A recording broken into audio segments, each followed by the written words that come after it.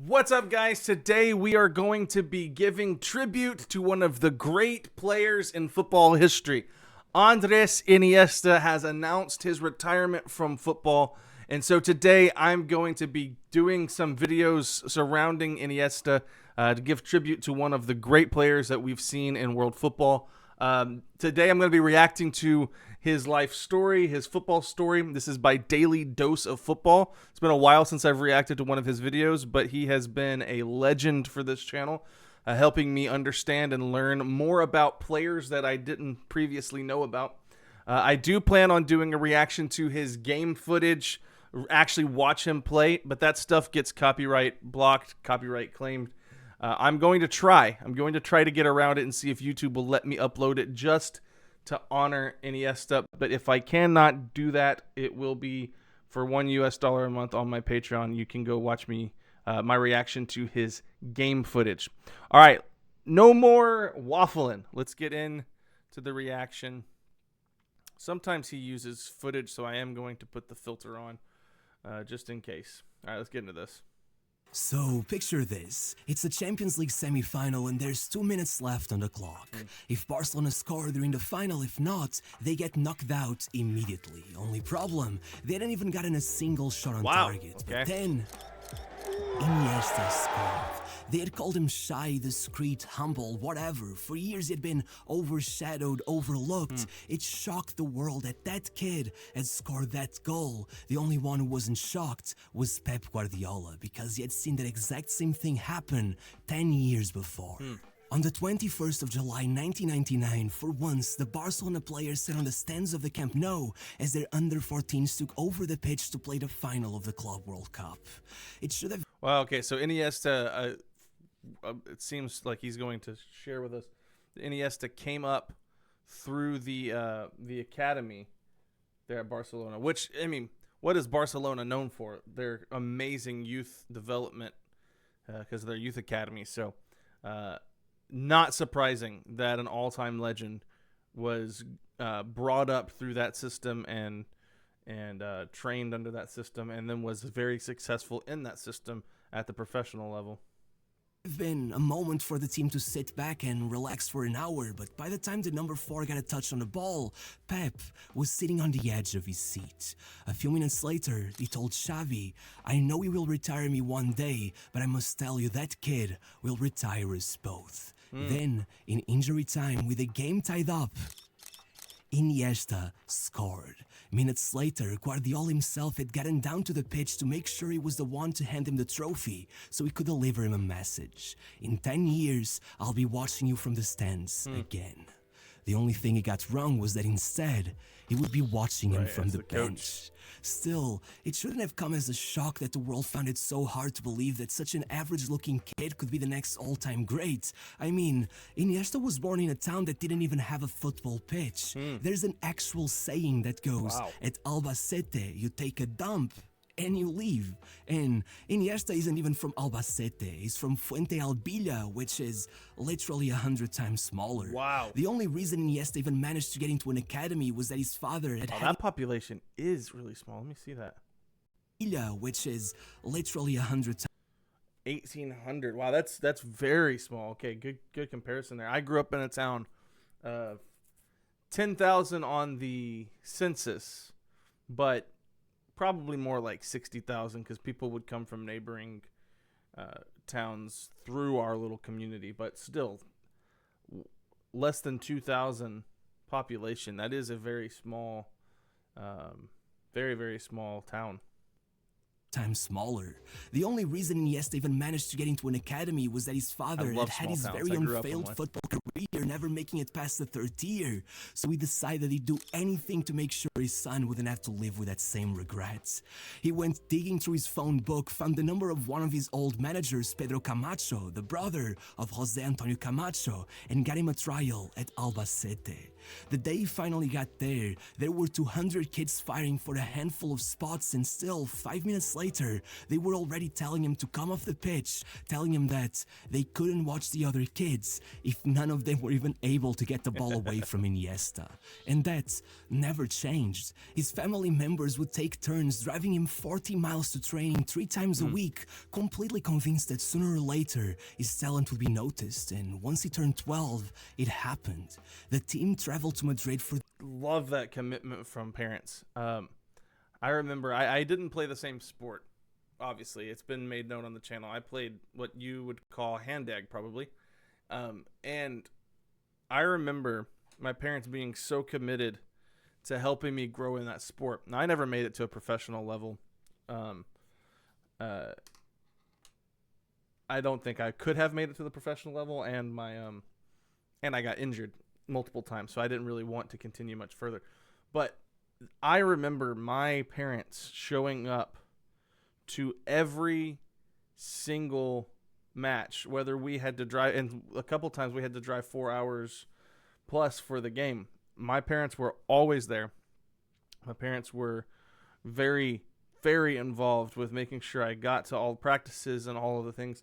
And I just remember thanking them after my 4 years of high school football were over, thanking them that they helped me and they were supporting me the whole time. It's very... I played with a lot of guys who didn't have that support. They had to make their own way and try to figure out how to make it happen. So for parents to be that committed to driving that number of miles, to get him to tryouts, calling up people to get managers, trying to get his talent seen because they believe in him, that does a lot for a kid. When you know your parents believe in you, like they believe that what you're doing, that you can be successful at it. It does give you a lot to work with. And there are some players who don't get that, and some players who are told that they'll never make it, and they end up working really hard and using that as motivation. So it all does depend on the individual person. The biggest tournament in the country, and against all odds, Iniesta carried little Albacete all the way to the semi-finals, beating Real Madrid in the process and taking the prize for best player in the tournament, a ticket to a theme park in Barcelona, which was oddly convenient since on that same tournament they invited him to visit La Masia, which created a bit of a conflict of interests. Believe it or not, Iniesta had already told the reporters that he was Real Madrid through and through, and with the Camacho family involved, everyone was led to believe that he'd end up there, but their scouts kept insisting he was too small, and while they waited around for the kid to grow, Barcelona snatched him up. So Barca has taken a swing on several players who were quote-unquote too small. And remember, Messi was quote-unquote too small, and he had to actually have medical treatments to help him with his growth, and so that's important. Up, making him the youngest kid at La Masia, and Barca if at that point it was already humiliating that Real had let him escape like that, it became a lot worse when only about a year after that famous moment with Guardiola, that tiny kid started training with the first team. Then, well, Real Madrid spent 7 years trying to undo that mistake. In fact, that same year they were almost successful. With the kid having just won the under-16 Euros, his father began negotiating his first contract, but Barcelona just blown 35 million, making Saviola the most expensive teenager of all time. So they started lowballing everyone else, and it got bad enough that the father told them clear as day, "We're going to Madrid." Had the president himself, Joan Gaspar, not come down to straighten things up, who knows what could have happened. After all, a year later, once Iniesta doubled down, winning the under-19 Euros as well, Real got so desperate that Iniesta's father claims that he had to constantly ignore their calls, that at one point even Carlos Sainz, the two-time world rally champion and a massive Madridista, kept calling him up trying to convince him to bring... You guys keep telling me, this is Formula 1, right? You guys keep telling me that Formula 1 is almost as big as football, and I haven't believed it up until this point. But people have been telling me I need to react to Formula 1, because, all right, if it's that big, you guys let me know. Should I react to Formula 1? But I keep hearing everyone talk about how huge that sport is. bring the kid to Madrid. It didn't work. Instead, the next year he got his debut, and by 2005, no player in the team had made more appearances than him.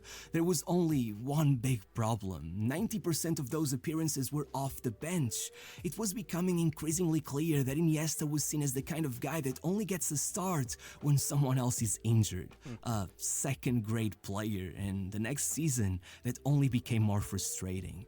With Xavi blowing out his ACL, Iniesta completely took over the center of the pitch. As Barcelona's team rolled their way to the Champions League final, he was right there, playing every single minute and always a cut above the rest. And still, when the team sheet came out, he was on the bench. Wow. Even his teammates were shocked. For 45 minutes, he watched Barcelona succumb beneath a 10-man Arsenal. It was only after Eto'o approached the bench, asking why Iniesta wasn't coming on, that Rijkaard realized his mistake. And with 3 substitutions, he flipped the game on its head.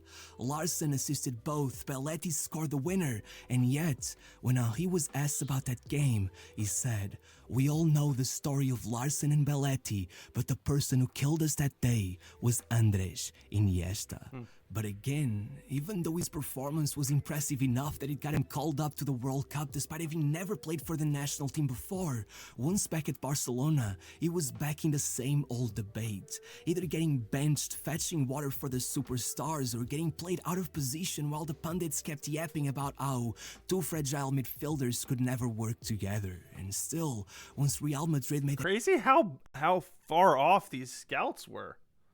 It's like, I don't know. How can they see reality so differently when it seemed, well, I mean, in hindsight, it seems so obvious what you had here. Anyway. that final run for his signing, triggering his release clause, laying 60 million on the table, and like, I'm thinking surely they're seeing this in training, right? Surely they're seeing what we see here. Surely they're seeing this performance in friendly matches. Surely they're seeing him perform super well, getting a call up to the World Cup, and yet how are they so stuck in this mindset that he's not going to make it? Him a blank check. Iniesta said no, despite the fact that on top of all the struggles I already mentioned, he was one of the worst paid players in the squad. Wow. Thankfully, that scare served as a bit of an eye-opener for Barcelona. They renewed his contract, they made him a regular starter, but still, Rijkaard kept playing him on the wing. I mean, in a way, I get it. Every year Don Balon kept naming him as one of the best players in the league regardless. As they say, if it ain't broke, don't fix it. Even in the Euros, Aragonés did the same, and guess what? Despite playing half the tournament with a stomach flu, he still managed to put in a man-of-the-match performance in the semi-final, making it to the team of the tournament, as Spain finally won the Euros after 44 trophyless years. And still, the best thing that happened to him that year was that Pep Guardiola took over the team. When they asked him the fabled question, Xavi or Iniesta, Wow. he replied, both. Never one or the other. Together. I mean, I know Pep Guardiola has taken a lot of crap recently, and even on this channel he's taken a lot of heat. I think mainly that's probably coming from English fans who are tired of him at Manchester City, and they're tired of they're done with the Pep story.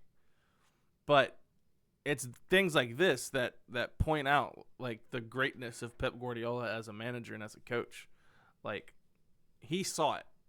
The man actually is brilliant when it comes to football. I know a lot of people think he's ruining the game because of his tactics, and he's kind of ruined the creativity of football. He's made it so mechanical. So, but he sees things like this. The man really knows talent, and he really knows the game, and he knows how to develop talent. Together, always. People say they shouldn't ever be played together. I think they shouldn't ever be played apart. And so, it began. After a draw and a defeat in Guardiola's first 2 league matches, with sacking rumors already flying around, the ever-so-timid Iniesta entered his office and said to him, "Don't worry, keep doing what you're doing. I promise you, we are gonna destroy everyone." And from that moment on, Iniesta went undefeated, even though out of the 12 league matches he missed through injury, Barcelona only managed to win 6. They were a completely different team when he was on the pitch. El País had no choice but to name him the best in the country. They even nicknamed him him Nureyev, because he rolled a pitch not by force, not by fear, but grace. Except for that infamous goal against Chelsea. That one was built on pure frustration, and it had far more than its fair share of consequences. His whole career, his whole life was at stake, all because of that one moment. Following that match, Iniesta began feeling a slight pinch on his right thigh, precisely the one he used to score that goal, and 4 days later, the medical staff ruled him out with his 4th muscle injury of the season. They made it quite clear to him that he either stayed away from the pitch or it could be the end of his playing days. But the moment he left the team behind, as it had been all season, Barcelona lost the 2 matches they had to play before the Champions League final. And with the treble at stake, Iniesta had a decision to make. And as he explained, I knew right there that I would play regardless of the risk. There was nothing more on my mind. I wanted to win. I would have made that final even if both my legs were broken. But no matter what his state was, before the final, Sir Alex famously insisted, I'm not obsessed with Messi. Iniesta is the real danger. And 10 minutes in, he had already assisted a goal that won them the trophy. At the post-match conference, Rooney called him the best player in the world, while Eto'o, who had already said that before, simply told the reporters, I told you so. And when 9 months later the birth rates in Catalonia spiked 50%, they asked Guardiola who was to blame, and he said, Iniesta. But that was the glorious side to the story. The reality was that once the medical staff checked back on him after the match, they could immediately tell that he had made a massive mistake. And for the next 410 days, he would walk through hell trying to make it right. By September, Iniesta had spent 6 out of the last 10 months recovering from injuries, and it had taken a massive toll on him mentally. At the time, no one really knew about this except for one report that he was supposedly spotted crying inside the training grounds. But 8 years later, he revealed that during the early stages of recovery, he fell into depression, that he fell into a pit with no way out. His own mom was quoted saying that, you know, something must be very wrong when your 26-year-old son shows up in the middle of the night asking you to hold him. And the worst part was that fate was extremely cruel. As Iniesta prepared to make it back from injury, Dani Jarque, captain of rivals Espanyol and ironically one of his best friends, a man that had won gold at the under-19 Euros alongside him, passed away suddenly from a heart attack, sending Iniesta into an even deeper hole. As he explained, the days following his death were awful. I felt like I was in freefall, like everything had gone dark. I told my family I wasn't sure where I would end up if things kept going at that rate, that I had to find help. And thankfully, a year later, no matter how many training sessions he had to leave early, how many times his injuries came back to haunt him, even though, as one article put it, he had lived a whole life in just 1 year. Once there, even after an injury scare forced him to leave the opening game and skip the second, Iniesta came back to secure the goal that put Spain in the knockouts, and 3 1-0 wins later, Spain found themselves in their first ever World Cup final. 3 hours before the match, Iniesta was being treated by one of the team's doctors and asked him, can you write something on a shirt for me? There's someone I want to dedicate my goal to. And 117 minutes into the match, in classic Iniesta fashion, he scored the most important goal in the history of Spain, winning his country their first ever World Cup. And as he ran to celebrate, he pulled his jersey up and revealed the message, Dani Jarque, always with us. And so the next time he faced Espanyol, their fans gave their supposed rival a standing ovation. As one newspaper wrote, this is a once-in-a-lifetime event for a once-in-a-lifetime man. In one sweep of his foot, the quiet prince of Spanish football became king. But above all, that whole section of the story, kind of hard to watch. You kind of got me thinking, sort of spaced out for a second, because I was just thinking about what if, you know, how awful it must be to lose your best friend. Like I have a couple guys that are like my best friends since I was like 4 years old. Like they're the kinds of friends that I don't remember when we met. We've just always been friends. And so sitting here watching this and thinking, man, I can't imagine how I would be if I found out that I had lost one of them. Yeah, it's the worst thought, the worst fear. what that goal gave him was the strength he needed to close out the darkest chapter of his life. 6 months later, he was second on the Ballon d'Or. 5% of the votes were all that separated him from Lionel Messi, and Xavi was the one completing the podium. And so, by the end of that season, when they faced United in a Champions League final again, they put up a performance so incredible, I could dare to call it perfect, and United's only shot on target not gone in. So traumatizing that according to Xavi and Abidal, Wayne Rooney himself asked them to slow down, hilariously telling them that we're already dead. It was absolute supremacy, so much so that almost a year later, Iniesta was still holding on to that same unbeaten run. By then, 38 matches in all competitions and eventually 55 consecutive league matches, spanning over 3 years, the longest in history. And if there were still any doubts that at his prime, Iniesta was virtually unbeatable, then came the 2012 Euros. Iniesta opened up the tournament with a man-of-the-match performance against Italy, and from then on, Spain did not concede a single goal for the rest of the tournament. Not necessarily because their defense was superhuman, but because for most of those 5 remaining matches, with Iniesta commanding his squad, the other teams barely got a hold of the ball. In the match against Ireland, he was involved in 2 out of the 4 goals. Against Croatia, he assisted the late winner. When they faced France, he started the play that led to their first goal. When Portugal forced him into penalties, he converted. And in the final, he took the Man of the Match award the 3rd time as they dismantled Italy 4-0. When the time to hand out the awards arrived, Iniesta wasn't just a player of the tournament. No, in an era dominated by Ronaldo and Messi, UEFA named him the best player in Europe. From that moment on, Iniesta just kept on stacking awards. By December, he made the Ballon d'Or podium again. By the end of the season, he won the World Playmaker of the Year award with 22 assists. The next year, he doubled down. By 2014, he was named the best midfielder in La Liga for the 4th year in a row. And with all that done, then Suarez arrived at the club, and the famous MSN trio led the squad towards the 2nd golden era. But just as they found themselves 1 match away from a treble, Xavi announced that he would finally leave the club at the end of the season. This was no surprise. He was already 35, Iniesta himself was 31, but that day, he decided he would make sure that the treble would be Xavi's parting gift. And so 4 minutes into the Champions League final, he had assisted Rakitic for the opener. And 74 minutes later, as Iniesta left the pitch as the only player in history to be named Man of the Match in a Euro, World Cup and Champions League final, Xavi came in his place. And for a split second, we witnessed the final time those 2 geniuses shared the pitch. For 3 years, Iniesta still managed to keep the troops at bay. Matter of fact, he still held on to his place on the Ballon d'Or list for 1 more year. He even managed to become the 3rd Barcelona player in history to get a standing ovation at the Bernabeu. Only Maradona, Ronaldinho, and him. But every year, his injuries kept slowly robbing him of his powers, and by 2018, after going through 7 of them in a single season, Iniesta himself left the Camp Nou for good. I think it seems to be the story with every footballer that towards the end of their career is the injuries are the reason. Like, it's like football forces them out of the game. It's like their bodies just start to break down eventually. You just can't hold up. It's like unreal to me that Messi and Ronaldo have held up as long as they have, especially Messi. The fact that he's still performing at a top level, which I guess Iniesta played until he's 40, right? So I guess Iniesta held up pretty well, even past this moment when he left Barca.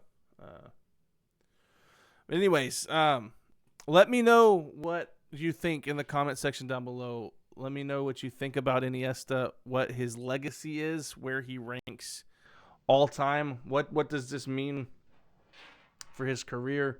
Like where do you put his career among the greats? Leave that in the comment section down below. Like I said, I'm going to try to react to some of his game footage just for an extra level of tribute. If I'm going to try my best to upload it here on YouTube without getting into trouble, but if I can't, I'll put it in a community post and I'll let you know that it's up and available on Patreon. It will for sure be available on Patreon if it can't be made available here. All right. Thank you so much for viewing this video. I'll see you guys in the next one.